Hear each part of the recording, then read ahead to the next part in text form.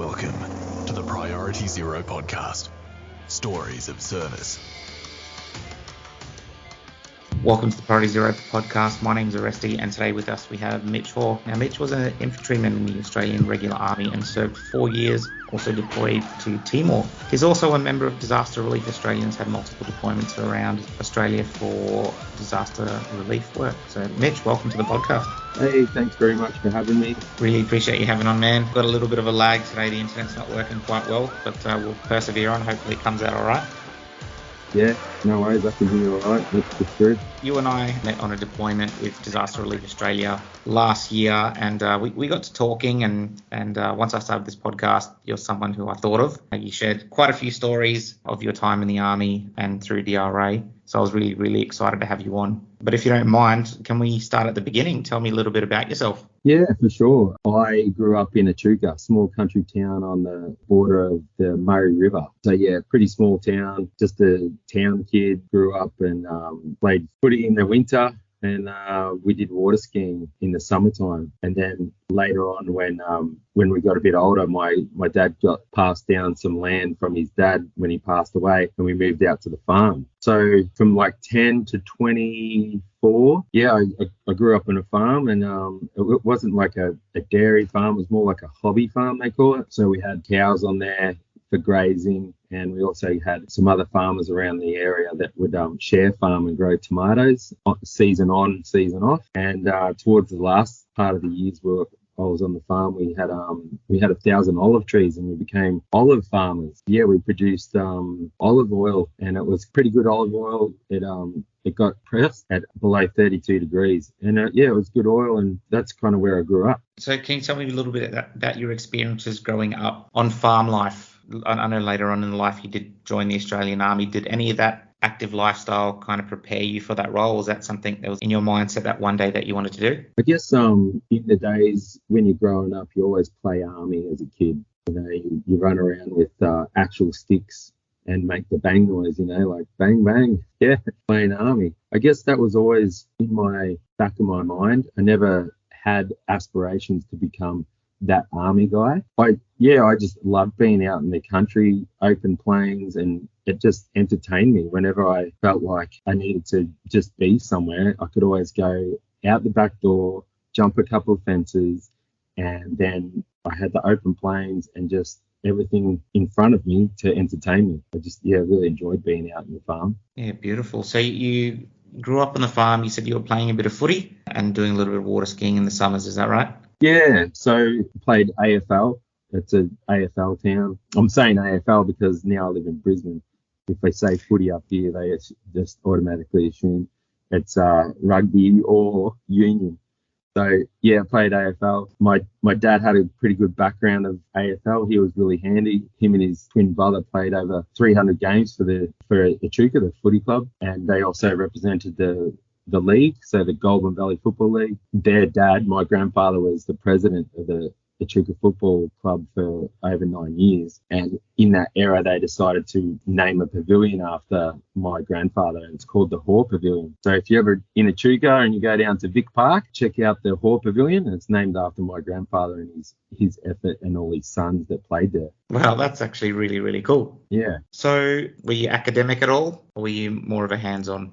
Definitely not academic.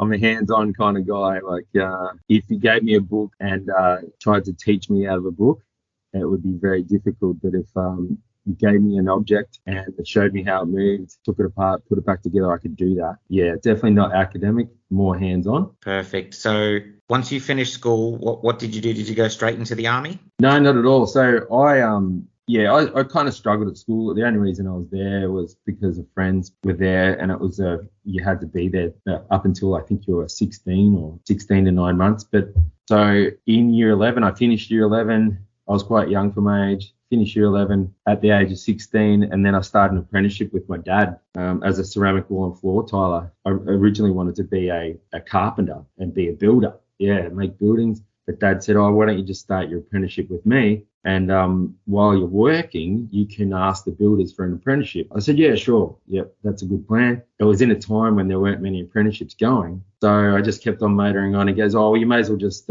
finish your tiling apprenticeship. And nowadays when I look back, I'm like, oh, that's the way he got me, like it was all a trick.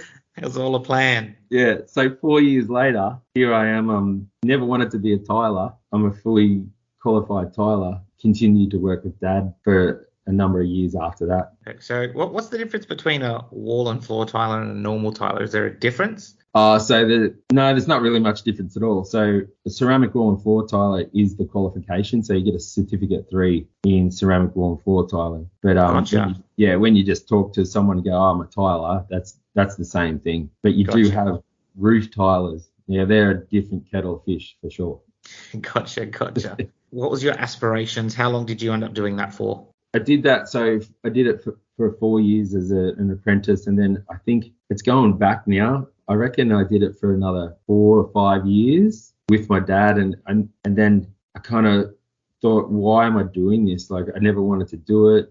I was kind of handy at it, but it was nothing exciting for me. Seeking something else? Well, yeah, then I was talking to a friend and she's a hairdresser and she came back she was away. She was my hairdresser. And I said, where you been? She goes, oh, I've been over in the States and I did this summer camp. I'm like, oh, tell me about that. And she told me all about this summer camp and she taught archery. And I went, oh, well, I wonder what I could teach. What am I good at? I can do water skiing and wakeboarding. Maybe I could do that. Then I kind of went through a transition of finding somewhere that would take me for wakeboarding and water skiing. And then I landed this job with a company called Camp Laurel South. And that kind of springboarded me onto my introduction to traveling. Yeah, right. So you actually moved over to the States, is that right? Well, yeah, they give you a 3-month visa. So it was back in the day, it was run by the acronym was BUNAC. I think it was kind of like maybe a religious or a PCYC kind of business, and they help sponsor you get your temporary working visa. So you get a 3-month visa, and then they give you a month to get out of the States so that you don't take their jobs, as they always say. Gotcha. So how did you find that going from Australia doing tiling to go over there teaching water skiing, which is something you're very passionate about? Yeah, so it was a whirlwind. I originally wanted to go with a mate, and then he kept on pulling out, and I said to myself, if I'm ever going to do this, I'll just do it myself. So signed everything, did all the interviews, and basically pulled the trigger. And I was going into the unknown. I never traveled before. I was on an airplane. I'm like, yeah, Americans speak English, but what's it going to be like? Yeah, and it took a while to get there. It was a big step. So I eventually I flew into New York, and then from New York, I got a Greyhound up to Boston. And then the camp that I was employed with had a bus in Boston, and they picked us up from there and drove us up to the camp in Maine. And that's when I went to this camp and I met all these Americans, and there was a lot of Canadians there as well, and a lot of international staff. And lo and behold, I was the only Aussie male there. It kind of worked in my advantage. I was going to say that must have worked to your advantage, being the only Aussie male. Yeah. Good experiences over there then? Yeah, definitely good experiences. And I adapted to a new environment that I didn't know about. I made some great mates. I still talk to them today. It's been over 20 years since I was there. 2002 was the first year I went. Had a really good time and then came back. So I'd spent pretty much 4 months in the States teaching wakeboarding, water skiing at summer camp to kids. And then I traveled for a bit, and then I made my way back home, and then I'd work as a tiler again. And then I make enough money to go again. The second time I went over, I was really chuffed with it. So I told a friend, and then he came over with me, and then we had a blast. And then 2004 was the last year that I was over there. I kind of, been here, done that, and decided, I need to do something else. Yeah, right. So a good opportunity to grow as a person over there as well and get those core experiences, I suppose. Yeah, definitely. It opened my eyes to how good we have it in Australia. I travelled all across down the east coast of the state. So I went through a lot of different demographics. I could see how great we've got it here versus they've got it there. They have some great stuff, but still always weighing up, you kind of size up what country's better, all this kind of stuff. So for me, Australia's great compared to what they've got there. They've got some good things, but the freedom that we have is just fantastic. No, that's really good to hear. So after you've done your last stint in America and you've come back to Australia, did you go back to tiling? Well, for a little bit I did. And after traveling, I'd been to New York, right? I'd been to all these other big cities, and I came back to small old Echuca, and I'm like, oh, this is not going to cut it anymore. Like, I know everyone here. You can't get away with anything. And I'd grown as a young guy. I'm 25 now. I've grown a bit, and I'm like, you know what? Yeah, I can't live in this town. So I moved to Melbourne and started tiling down there. I had a few connections. And then I got away from tiling and I started to do steel fixing. And that was great. And then I'm like, right, what else can I do while I'm steel fixing? And I started to study a Cert 3 and 4 in fitness because I wanted to be a personal trainer. And the main reason I wanted to be a personal trainer is so that I didn't have to pay for a gym membership. Fair enough. Yeah, so you could always go to the gym and go to the gym for free. And this is where my journey of eventually joining the army started, because doing the course, the Cert 3 and 4 in fitness, I met a friend of mine, and he was in 6 RAR years ago, and he was talking about the army, and I was interested. Anyway, we finished the course and we became mates, and then I helped him get a job as a steel fixer after we did the course. I was doing it at the same time, and we worked together. And it was amazing. He'd tell me all these 6 RAR stories about when he went to Timor and he did this and he ran around with a machine gun. I'm like, a machine gun? Yeah, I want to play with a machine gun. And he'd tell me all this stuff. And then probably like a year went by. And then the relationship I was in kind of like petered out. And I kind of had enough of being a steel fixer. I'd played in Melbourne. I'd been out. I'd discovered Melbourne inside and out. And I was just like, you know what? I think I could be a rifleman. Yeah. And then I went and enlisted in 2008. How old were you at this point? I was 30. So, yeah, I was quite old for a rifleman, and that kind of came up on the interview when I was getting interviewed at the enlistment place. That was going to be my next question. Was it ever brought up by the recruiter? What were their opinion coming in at 31 going into a role that's normally a young man's game and that's quite physical? Yeah, well, I think when I look back at my time now, from the age of 28 to 32, I would say that was my physical peak. And before I enlisted in the army, I was doing triathlons, I was a steel fixer, and I was also a personal trainer. So I was quite fit and I was knowledgeable on good food. So I wasn't just stuffing crap food in my face. So I looked after my body. But yeah, the comments of, hey, you're a bit old. Why now? I kind of just explained it's always been an itch that I had to scratch. And at this point in time, I had a relationship that finished. There was nothing holding me back. I traveled. Living in Melbourne was great, but I needed something else. And the stories that I heard from my mate just kind of spurred me on. And I'm like, yep, I think this is for me. I'm going to go be a rifleman. What was the reaction from your parents when you first told them? Yeah, so I called them up and I said, hey, Mum, Dad, I've enlisted into the army. And they go, oh, okay. Is that something you want to do? So it was a bit of a surprise to them. Yeah, it was. And well, they had no real rebuttal, like I'm an adult. They can't, like, I've been living out of their house. I've been living away from their town for a few years now. I'm becoming my own person, and they just kind of had to accept it. I don't know if my brother was pleased. Maybe I don't. It's a good question. I should ask him what his thoughts were when I first let him know. Yeah. How long was it before you went from your recruiter until you left for that first day at basic? It was probably like only 2 months. It was quite a quick turnaround. I remember they said, oh, okay, yep, you did your aptitude test. Yep, all good. Go do this fitness assessment at the barracks just a couple of blocks away from the recruitment center. And that was my first sort of engagement with military. There was this guy there and he was in cams and, he's kind of rigid, and went in there and there was these other kids and other people doing this basic fitness assessment. So yeah, I did that, and then he said, yeah, good, all good. Come back in a month because your enlistment date's not inside it's only valid for 4 weeks, and then if you don't go in before, then you have to do it again. So I had to come back and I did it, and the second time I'm like smashed it because I wanted to do well, right? And then, yeah, I think it was June 22nd, June 14, because I think my brother's birthday is on June 14.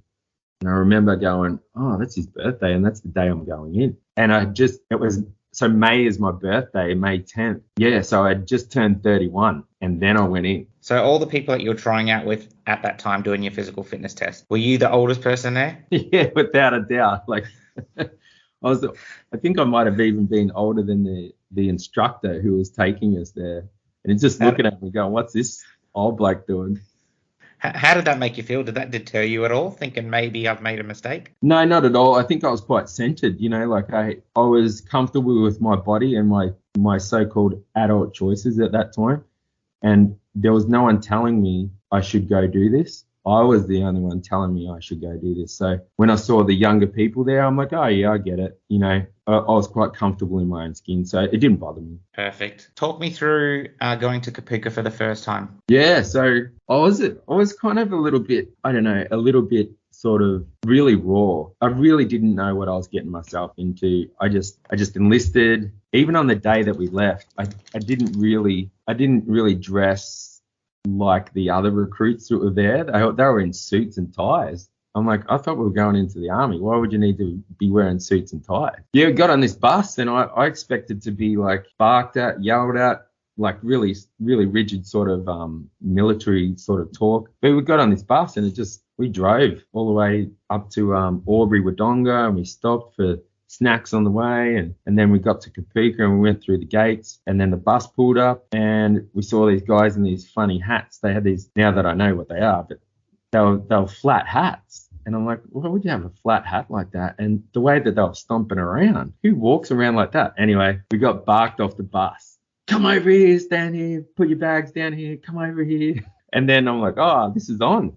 It's on. So we got kind of marched into a room and we got checked off that we were there, our names, and we had to declare if we had any knives or any like guns or anything, because apparently some people at recruits bring knives and guns. I'm like, okay. Jesus. There was a few people there that had pocket knives and they took those away from them. And then, yeah, we pretty much grabbed our bags and then we got marched off to our lines. And then it started. That was the start. Nice. And talk me through a day at Kapuka. What someone that, is interested in joining the Defence Force and coming into the Army, what can they expect in the day of the life of the recruit? Yeah, so if you're going down, like, it's a different world. There's this long hallway. You get pigeonholed into a room with 3 other blokes, or if you're a girl and you join, you'll be in a room with girls. And it's this long hallway. The first week, they call it Cuddles Week. The corporals or the bombardiers, they don't really yell at you too much. They just start to progress you from civilian to military. Yeah, they've got a program and they just kind of ease you in. Second week, they go, right, now, no more cuddles. It's the real shit. Let's get to business. And they start to bring out your F-bombs and your C-bombs, and they start to tear your face off, and they really start to whip you in shape, and you start turning green. You get regimented, and you start walking and talking like they do. And that's what they want. So, yeah, week 2, you start to move around like them. And then week 3, you wake up in your bed and you go, oh, yeah, okay, I'm still here. So, yeah.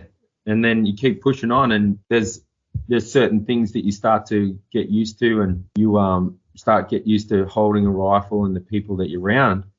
And then I had aspirations of doing really well, and I wanted to perform the best that I could. So I got I was pretty handy and fit with a lot of things, but there was this thing, they were scoring us, and you could get an award for best at PT. So I'm like, yeah, I want to get that. So I did really well at all the PT stuff. And there was some other one, best recruit, something like that, and some other award. But you get all these points. And I got best at PT at the end, and I think I was like 2 points off being best soldier, but I stuffed up on the navigation test and it dropped my points down. And it was quite embarrassing because years before I was quite handy at navigation, but I'd learnt the civilian way, not the military way, and it was hard for me to do that transition. And then, yeah, I finally marched out 82 days later. So it's about three months quicker, is that right?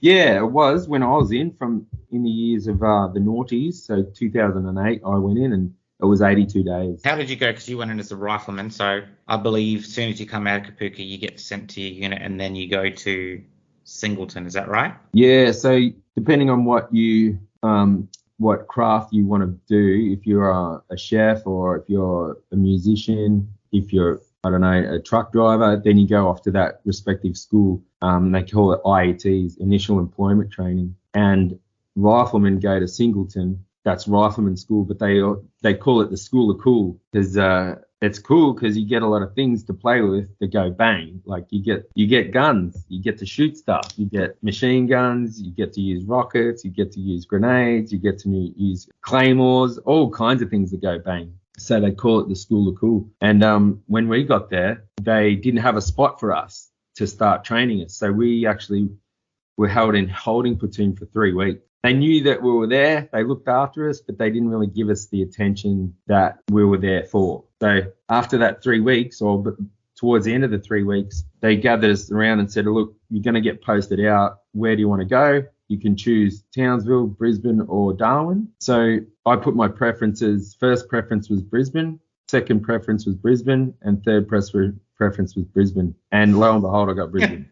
Oh, nice. It actually worked out. That doesn't happen too often. No, I kind of knew, like, it really didn't matter. You get told where you're going anyway, right? So I just was like, you know what, I'm going to do this, and you know, it's not really my decision anyway. But luckily enough, I got Brisbane. So yeah, most of my platoon that I was with at Kapuka, we went to the newly formed, re-raised 8-9 Royal Australian Regiment, and it's at Gallipoli Barracks here in Brisbane. Perfect. And tell me your time coming out of... actually, let's go to Singleton first. Tell me about some of the experiences that you had in Singleton, some of the most memorable moments that you had there. At Singleton, yeah, we pretty much did daily PT, and we did, because we were only there for the 3 weeks, and we did basic fitness assessment every Friday, and we did heaps of stomps, and we did tab data on all our machine guns and rifles, and how to stomp, how to pack a pack, all that kind of stuff. But then, yeah, when we got shipped up to Brisbane,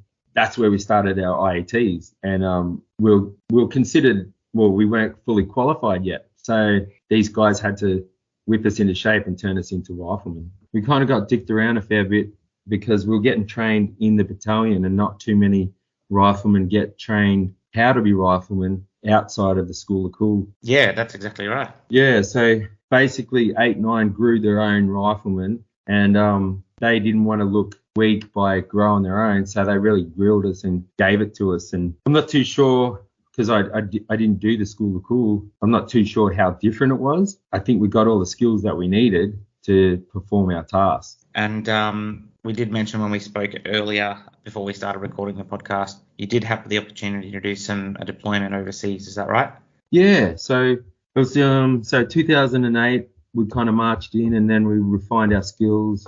We grew ourselves so that we could work as a section, and then a platoon, and then as a company. So we'd grown now big enough, and it's 2010. We were big enough now. We had Alpha Company and Bravo Company, and a deployment for 8-9 had come up, and it was our first hit out as a re-raised rifle sort of battalion. We went over to East Timor, and it was an eight-month deployment, but they split it in half. So they gave the first 4 months to Alpha Company and the second half to Bravo Company. And before we went over, we did MRE, so mission readiness exercise, and they put you through the ringer. So they try and train you for what to expect when you go overseas before you go. So you touch up on all your skills, and they kind of select their team. It's basically kind of like footy. We've got this many blokes. Let's select our team and weed out the ones that are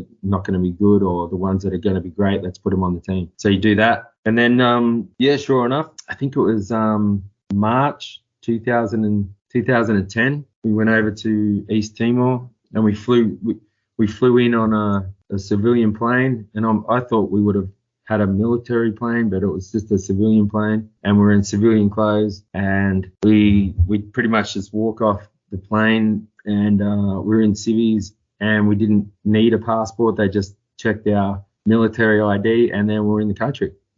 And I'd traveled before. I'd traveled a lot of places before, and you always needed a passport, and it was a bit like, oh, okay, that was too easy. So 50 guys just rocked up with all the kit, and then we went and got shacked up, and then pretty much the next day we were in our army uniforms. Just we had to do acclimatization. I'm doing air quotes right now. They said, "Oh, you need at least a week acclimatization," and the captain that was our boss, he's like, "Yeah, cool. We'll go for a stomp. We'll go for a light run," and we put webbing on and we ran up the hill right beside it, and we went from Brisbane to the equator basically, and the temperature was astronomically different and the humidity, and we were just all blown out of the water. And then we pretty much had to recover the next day before we did anything. But so then we started our 4-month deployment in East Timor. What was your thoughts when you first got to the country?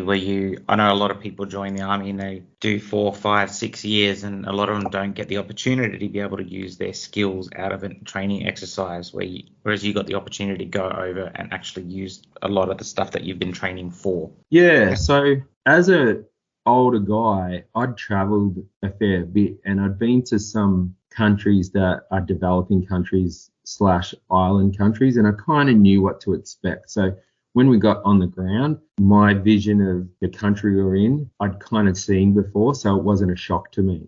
Speaking to some of the other guys, had never left Australia before, and it really opened their eyes. They're like, why do they have chickens everywhere? Why do they have fires every morning? There's little fires burning. Why do they do this? Why is there little trinket stores on the side of the road? And it opened their eyes. They'd never been to a developing country before. And so that was my first perception, and some of the guys. But then quickly realized that the message that we'd been given and the reason that we were there was two different things. It was kind of sold to us that it was going to be, peacekeeping, but we need to be ready and hyper vigilant and reactive but professional. And, there could be a time where we might need to we might get a red card and we might have to just act as riflemen and take out the enemy. But we soon worked out, it was about week 2, and the president told our officer in command that they didn't want us patrolling with rifles anymore because we were scaring everyone. And then we were like, oh, hang on, well, what's the overall mission? Yeah, what's this threat that you've been talking about, I guess? Yeah, I don't actually know what the threat was. It was just, there was a few people that always wanted to overthrow the government, and we're always told not to go to the far west towards Indonesia. Like, don't go that way. You can go pretty close, but don't go close enough to be seen because the Indonesians will kick up a stink. But it gets kind of political because that's where a lot of stuff happened back in the late 90s. So there was that as well. So don't go and play over there because you get in trouble. But and then the president's telling us, don't display your they call them long arms. Don't patrol with your long arms. So we started patrolling with there was a couple of us that had pistols. That was it. And it kind of felt a bit shaky, but then after a while you kind of got used to that. And the threat level was really low. It was peacekeeping. There was never that overarching thought that it was going to blow up and we'd have to react. Can you share with me some memorable moments within that deployment? Yeah, so it was kind of funny for me, but not for the guys in the back. So I got qualified on the 6Bs. So a 6B is like a 4-wheel drive, but it's just got 6 wheels. And I've driven in some countries that were developing countries before. But so I got qualified on this 6B.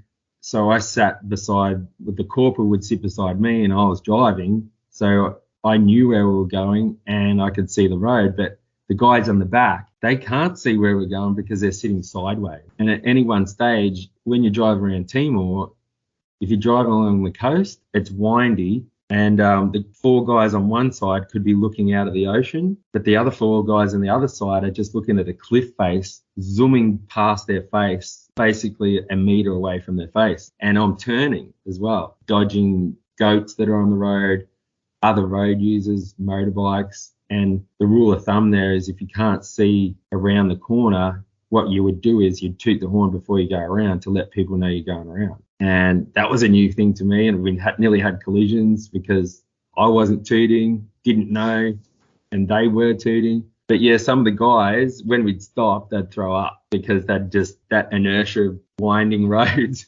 Yep. Winding roads and and just having a cliff face zooming past your face, and sometimes it would have looked like the arse end was hanging over a cliff because the roads there, they're not like our roads at all. The tarmac, like the bitumen stops, and that's where the cliffs start. So yeah, so there was some fun times there. They always wanted me to slow down, but I was under command by my corporal, so I had to just go the speed he wanted me to go. Yep, I completely understand. Being the age you were on this deployment, having all that life experience that you had, of traveling and growing up at a farm, and, having worked several different jobs before you came in, you were, as you said, you were in with guys who were 17, 18, 19, straight out of school, or sometimes even signing up with parents' permission before finishing school. Did you find being in a developing country that they would come to you for advice? There was occasions there was a few guys that gravitated towards me, and I only realized it after the fact that they gravitated towards me for a few reasons. I think because I could answer some of the questions about, a developing country, and also I was someone older that wasn't superior to them. So more of a father figure, I guess, kind of mentality as well. Yeah, they called me grandfather time because I was a decade older than them. Yeah, there was times I can remember. There was one time we were on quick reaction force. So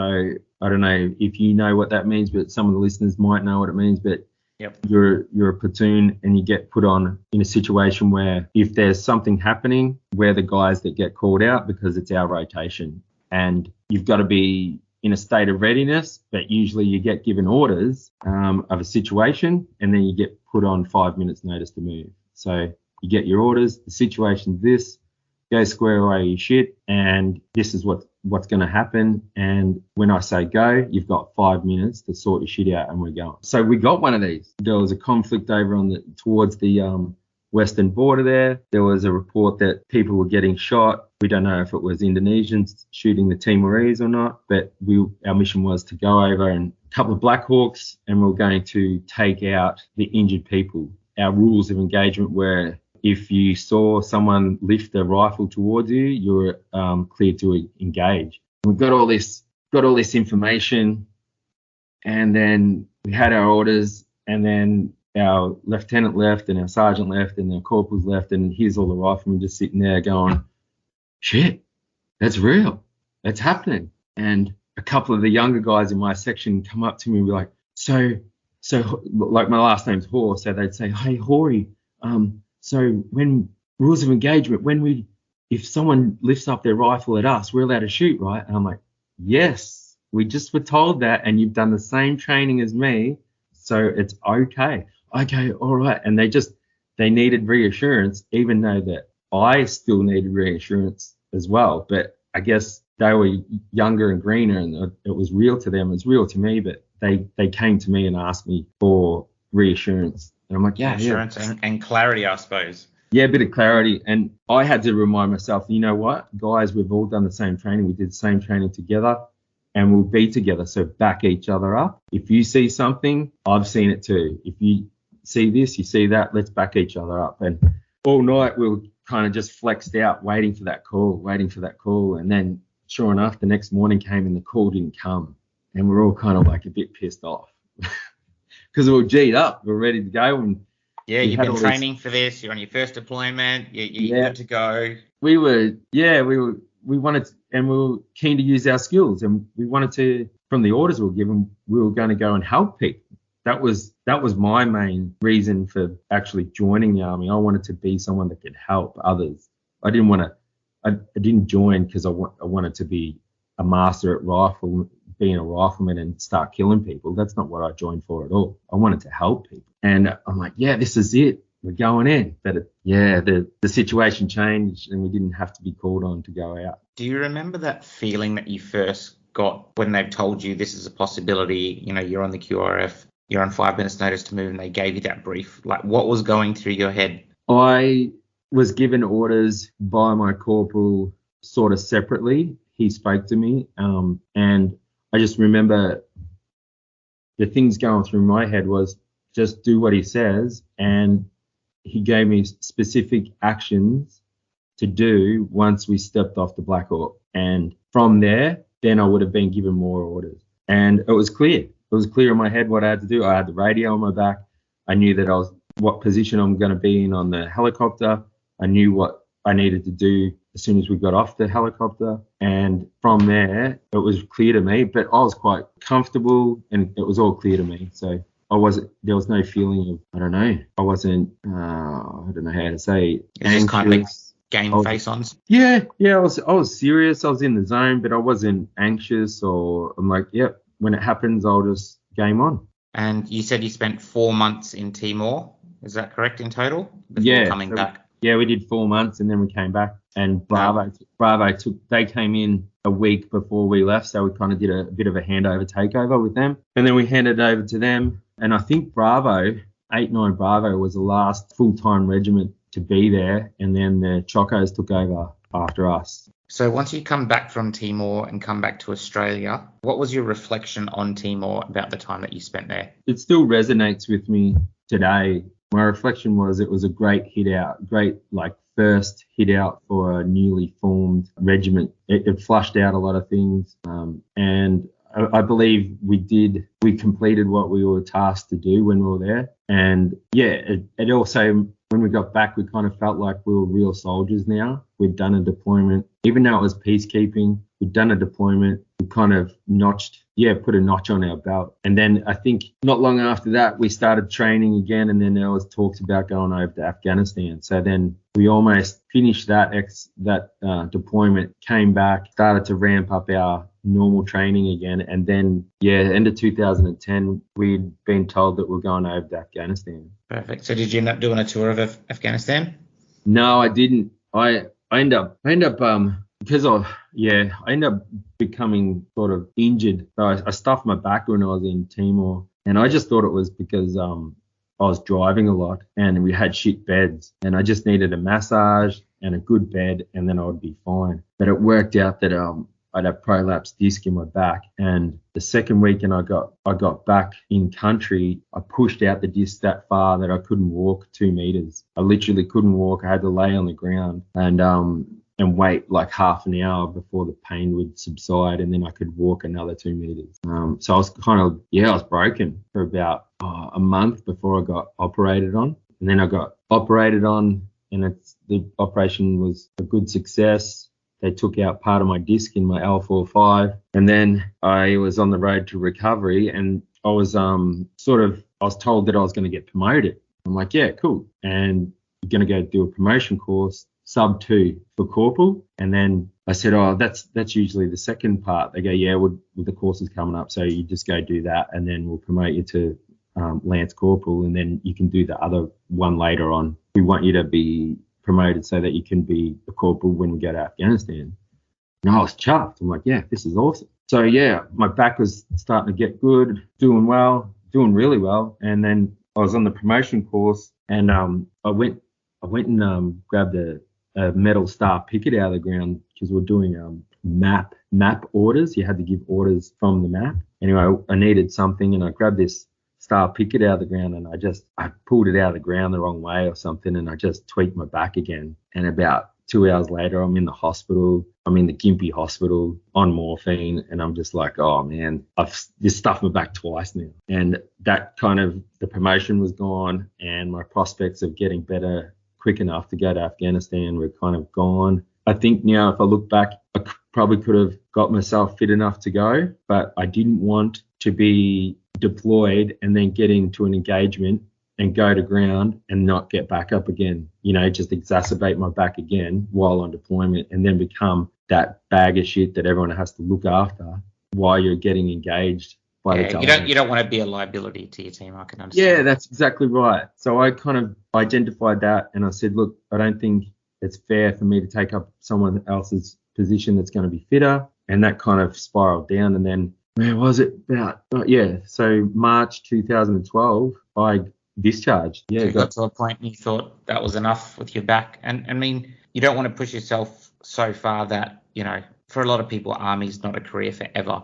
You don't want to push yourself to a point that you're going to be destroyed that bad that it's going to affect your civilian life after and your job prospects and things like that as well. Yeah, definitely. And something I haven't really spoken about in this whole conversation, before I enlisted, like a month before, I had struck up a new relationship with my now current wife. So she was with you through this whole yeah. thing. So that's another story I can tell you about.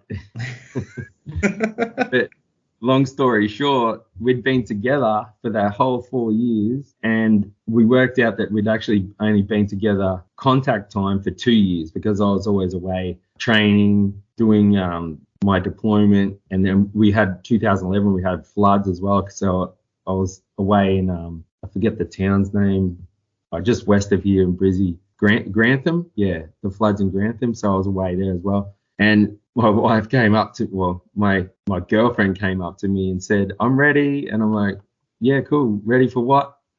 And she said, I'm ready to be married. And I'm like, oh, okay. Just a subtle hint. Yeah. Yeah. And at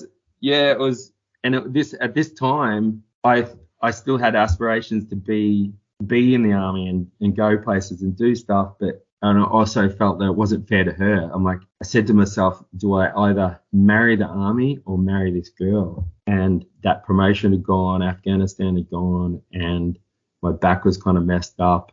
And I went to a bit of a dark place too because I went into depression. And I'm like, you know what? It's not fair to drag this beautiful girl through this anymore. I think I should marry her and I should dump the army, get rid of that girlfriend and get this good one. So that's kind of what we did in March 2012. Eventually got discharged, and then June that year we got married. So it all happened very quickly. So you spent about four and a bit years in the army in total, I suppose. Yeah, just under. Yep. Because I got medically discharged. I think I was about 2 months short of the 4 years, but they still gave me my 4-year gong because I got medically discharged, and they could see that if I didn't get medically discharged, I probably would have been there longer anyway. Yep, fair enough. So discharged out of the army, married the girlfriend. Where to from there? Well, I kind of was a bit lost after I got out. Here I was, this rifleman that was a bit broken, and still today a bit broken. But I didn't know what I wanted to do. I got back into outdoor education, and then I was sick of sleeping on the ground. It reminded me of being back in the army. So I chucked that in, and then I decided to pursue becoming an arborist. I started an apprenticeship in horticulture, and I was good at that because I was a good rock climber, and fear of heights up in trees with the chainsaw wasn't a thing for me. It was cool, and I progressed quite fast, but my boss was so dodgy, and it was a point where I just need to leave this place because I don't want to be in front of a coroner because someone's going to die. So I got out of that, and then I landed a job in sales, and I'm still in sales today. But there was a bit of an empty spot there, and in 2018 I saw this TRA thing, Team Rubicon, and they're offering free first aid, and I needed it for my job. I wanted my first aid, so I went along. And I'm like, oh, what's this Team Rubicon thing? Anyway, long story short, I joined Team Rubicon, and I was around like-minded people. I was around other people that were not Army. They were in this thing called Navy and Air Force, and I'd never seen any of those kind of people before. Yeah, and then so now I've been with TRA, and it's now called DRA. It's been with DRA since 2018, and I guess that's where we come to a point where you and I met. And it was August last year in Echuca, where I'm from. Exactly. So DRA is Disaster Relief Australia that provide disaster relief Asia Pacific and actually anywhere around the world.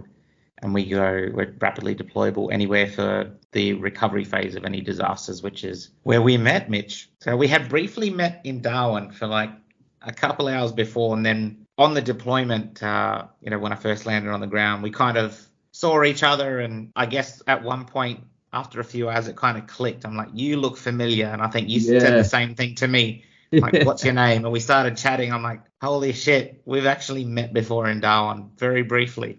Yeah, that's right. Like I was up there at my father-in-law's place, and he wanted some palms cut down, and I didn't have a chainsaw, but I knew there was a DRA team up there that had chainsaws, so I just reached out, and you happened to help me out, and we got a chainsaw, and that's right. We first met, and then the next time we met was in Tatura at the race club. Yeah, correct. So we're there for flood recovery.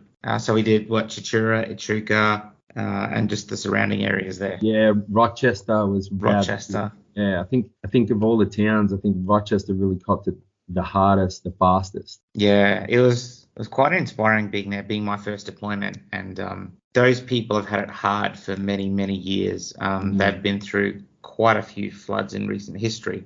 And just seeing the resilience of those people was quite inspiring. Just losing everything, rebuilding. And I mean, it hits home for you a little bit more because that's where your family's from. That's where you were born, I'd imagine. The Echuca area. Yeah, totally. I was talking to mum and dad for the whole lead up of that flood, and it was they call it the blue sky flood because there was no rain. It was all upstream and it was coming down, but there was blue skies. It was it's a bit of a phenomenon to have a blue sky flood, and here I am saying these words, blue sky flood, and it's a thing. And yeah, I'd been to Rochester thousands of times because we played footy against Rochester, and I had friends that lived in Rochester, and I called them as well before the flood came. I'm like, it's gonna come, guys. Do you think you'll be all right? And then it came, and then I'm like, I've got to get on this deployment because I need to help my friends out, and I'm part of DRA. So fortunately, it worked out, and I could get down there, and I was on a strike team, and we did a bunch of work, moved people's crap, we helped people out, and it was a good deployment. Yeah, clearing out houses, removing floors, removing walls, doing damage assessments. We had an aerial damage assessment team there with drones. I was deployed as a public relations officer. We had psychologists and mission commanders and a whole IMT set up. And the day that I flew into Melbourne and then drove to Chichura was the last night the forward operating base was in Chichura. Yeah. And the next day we had relocated the whole base. Yeah. I'm talking everything, and then we moved it to Echuca, and that was a mission just in itself. Like logistically, it was wild, but it's so inspiring to see everyone work together. And I suppose the bad side is I guess it took away a little bit from being able to get our feet on the ground and help a lot more, but we needed to move closer to the work because it saved 45 minutes driving either way. 45 minutes in the morning, 45 minutes in the afternoon. So you can kind of see how that was beneficial. It's it was. I enjoyed it. It was no mean feat. Like you said, we basically lifted a whole platoon of people and cleaned that place too. So we left it better than what we found it. Way better. I did some disgusting things cleaning that place.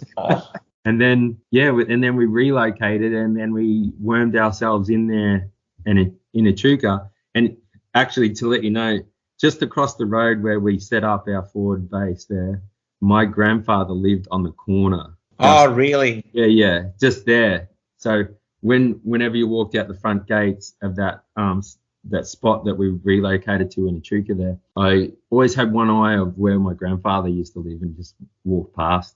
It was pretty cool. Yeah, no, that's awesome. And I guess good or bad, depending on how you look at it. When we first moved, we had no laundry facilities, we had no kitchen, waiting for all that to come in. But the upside is we got to spend money in the local town and go to the pub every night for dinner. Well, that's the thing. We not only left sweat and time there, we left our hard-earned cash there as well. We put back into the community. Exactly. And on the last day, I got to go to St. Anne's distillery there. Oh, have you seen that?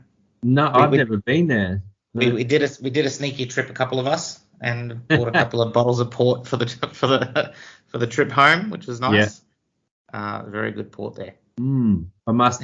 I'm heading down there. I think I'm going to head down there for the Christmas holiday festival season. Now that you've mentioned that, I'm going to have to go there and just get myself a bottle too. You won't be disappointed. Yeah, okay. I want to bring one other thing up with you, and if you feel comfortable to talk about it. You did say you had a little bit of hard time getting out of the army. I want to chat a little bit about resilience and, kind of what you do to keep yourself in check now. And if it's okay, I'd like to talk a little bit about Disaster Relief Australia and what that has done for you personally. Yeah, so when I got out, it was kind of, you get spat out of this beast, and then I'd kind of liken it to, I don't know if you've seen The Matrix, but you get unplugged and then boom, you're this raw shell. But you've got all these skills that don't plug into this other place now, like this civilian world. Like it's not. So my experience of getting out wasn't a pleasant one. I felt kind of empty, bit lost, but luckily the age that I was, I had a few trades. You know, I had my tiling trade and I had my personal training certificates, so I had those to lean on. And then for a little while I was spinning my feet, but then I lent on those things and started to gain traction, and I had purpose, and then I had income, and I also had my wife as well. Yeah, getting out, and I was still battling with the disappointment of not sort of fulfilling my role towards the end there, because I was a rifleman, but I ended up getting medically discharged, and I felt like I let a lot of guys down, but it was kind of out of my control. So the whole getting out thing wasn't the best experience that I had. And I had other friends that they got out, and that one particular friend, he got out, and then 6 months later he couldn't find a job. He couldn't really assimilate with these civilian people because they take things to heart, and there was no like action for stuffing up. Like if you stuffed up, you just get a slap on the wrist, and we weren't used to that. But he ended up enlisting again, and he thought he was going to get plugged back into 8-9, and they said no, you won't get plugged into 8-9. So he just thought he was going to get plugged into 6 RAR and stay in Brisbane, but he didn't. He went to he got plugged back in, and he had to do 2 years minimum, and he was shipped off to Townsville. Oh jeez. Yeah. And I'm like, oh no. And I'm like, why did you do it? He goes, I needed a job, it was just easy. He did 2 years up there. I went and saw him a couple of times when he was up there, but he did his 2 years up there, and then he eventually got out. Fair enough. What do you do now that you're out? Because, you know, being first responder myself, you know, I see and I hear a lot of really traumatizing things. I mean, just balancing work and family life and everything that you've done. What do you do to keep yourself in check? Well, I think I stay active. I'm somebody that if I don't do something physical, that I'm creating a sweat, that kind of physical. If I don't do that within 2 days, I'm not a pleasant person to be around. I need that endorphin release. And also I've got that underlying mission in my head that I need to help someone, and I've got skills that I can use to help people. So I think to keep things in check, I'm part of DRA, and I plug into there, and I'm part of the leadership team here in Brisbane, and we do training, recruiting, and I'm quite handy with the chainsaw, so we do skills weekends. And then I'm around some like-minded people. I'm around army guys that were in before me and have been out for a while, and also new guys that have just got out. So we reminisce of what it used to be like. And there's Navy guys and Army girls and all kinds of stuff, and we hang shit on them and they hang shit on us, and it's a really good place to be. Mentally, it helps to be around those kind of people. I think that helps keep you in check as well. Yeah, perfect. Is there any advice for people wanting to join the Army or join DRA that you can provide them with? I think if I was to go in again, really research the job that you're going in for. Reach out to some others that hold that position. So if they're a rifleman, somehow talk to someone that's a rifleman or that used to be a rifleman. Ask them all the dumb questions and research it so that when you go in, you don't get blindsided and you don't feel like you're silly. And do the training. Switch on. It's going to be your trade. Whatever you choose, I remember the guy saying, you're a rifleman now. This is your trade. You're a professional. Start acting like a professional, and you're a tradesman. So I guess if you're new and you're going into that's kind of my mindset. Maybe check out the Air Force because they don't get yelled at as much. The hotel rooms are a lot nicer as well. Yeah, and I think you get ranked pretty quick there. Like I think there's no one below I don't even know what the rank is, but you start off with 2 hooks, I think. What is it? The Army sleeps under the stars. The Air Force picks their hotels by the stars. Isn't that how it goes? Yeah, that's right. The Army sleep under the stars, the Navy navigate by the stars, and the Air Force select their hotel by the stars.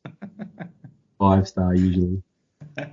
Is there anything else? Yeah, look, if you feel like you want to help out communities, reach out to all those people like Lions, I don't know, all those kinds of things. But DRA is definitely an easy fit. You know, like we're welcoming, we'll give you a job, we'll inspire you to bring your personality, and we just want to help people. And if you're someone that wants to help, then it's a good fit. Well, I really appreciate you coming on the podcast and sharing your story, man. It's been too long between chats, actually. Yeah, I reckon we're going to come up your way definitely next August. So I'll be hitting you up to come and hang out. Sounds good, man. If we can squeeze a deployment in between now and then too, that'd be great. Yeah, definitely. Hey, thanks. It's been great. What an honor for you to ask me to chat to you. It's been great. I appreciate you coming on, man. It's I think the impact that we have sharing these stories, like the podcast is quite new, and I wouldn't say any shape or form that I'm a professional doing this. You know, there's still a lot that I have to learn about editing and podcasting and questions. But, you know, I feel nearly everyone we're getting better. You know, the important thing is we're spreading the message and the awareness of what first responders go through. We're sharing that story of mental health. We're giving the insights to these people that want to come into these roles and a raw insight. You know, there's good and bad. It's not always what you see on the TV. A lot of these, even the ambulance shows that we see on TV, you know, they're with these guys for film crews for 3 months, and they pick out the best 8 hours, you know, within that 3 months and show the best stuff. Yeah. So I really appreciate you taking time and coming on and authentically sharing your story. No, it's great. And if there's something I can do to help support you on this journey, just shout out. So yeah, I think it's great. And I think you do well. Yeah, like you said before, you're not a professional, but keep cracking at it, and you'll get better as you do things. That's it, mate. Yeah. Happy days. I appreciate it. I think we'll leave it at that. That was Mitch Haw, Australian Army veteran. Yeah, I'm a veteran. that was a weird thing when I got out. Someone called me a veteran, and I'm like, I'm not a veteran. I'm a young guy. Like, what are you talking about? I was 35. And then I think I was talking to my mum, and she goes, yeah, honey, you're a veteran now. I'm like, but I'm not old. She goes, yeah, but you're a military veteran. Oh, okay. It finally dawned on me, like, yeah, I'm a veteran. Thanks for coming on, Mitch. I really, really appreciate it, buddy. No problem. You have a good time, and talk to you soon. Thanks, mate. Cheers. Yeah. Thank you for tuning into the Priority Zero podcast. We greatly appreciate your dedicated listenership. If you are interested in being featured as a guest on our show, we welcome you to reach out to us through our official channels on Facebook or Instagram. Alternatively, you can contact us via email at contact@priorityzero.com.au. We value your support in helping us spread these compelling stories to a wider audience. Kindly consider liking and sharing these episodes, as it plays a crucial role in our mission to reach as many people as possible.